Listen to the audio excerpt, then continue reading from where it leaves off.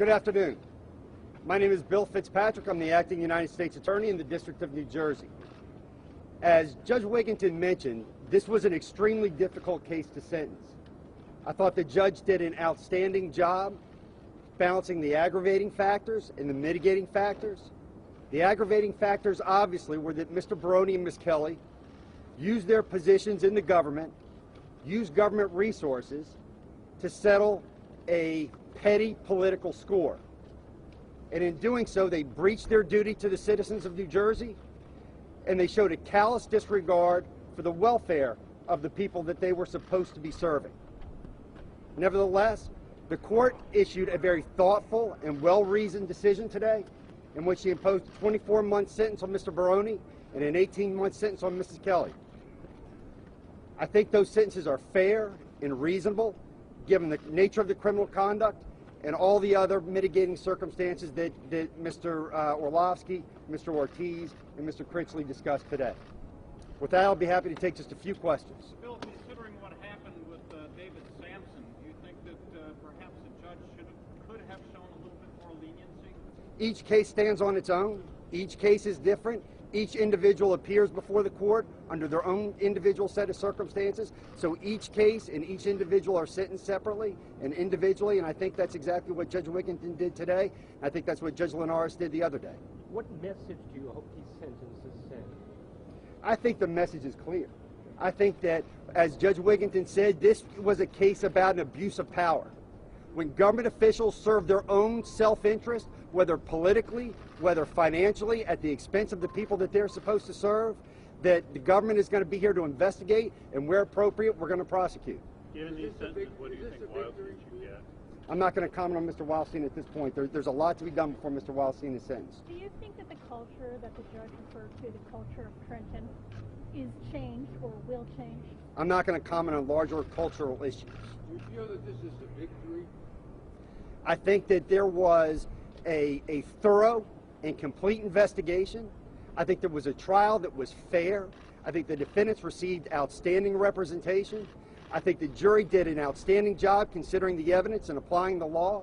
I think the court today did a fantastic job considering all the factors and imposing a sentence.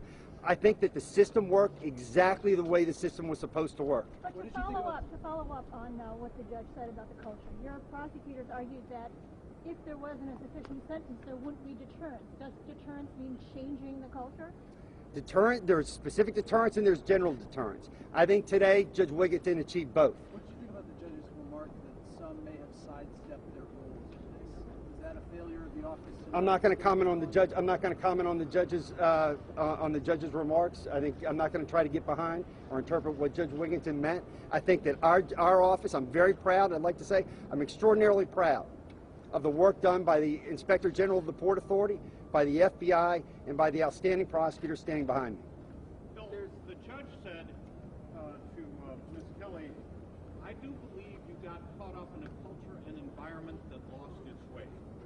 Whose culture, whose environment did she get caught up in? I'm going to let the evidence speak for itself. People can draw their own conclusions based on the testimony they heard, and there's no reason for me, I think, to characterize that or comment any further. Are these defendants subject to criminal prosecution under state law now? That's a great question for a state law prosecutor. But you have no protection, affording no protection for anybody like that, including Wildstein? That's a great question for a state law prosecutor. But both defendants have already talked about appeals, though. What preparation in your office have? Everybody appeals. I'm sure that there is going to be a number of issues that they're going to raise on appeal.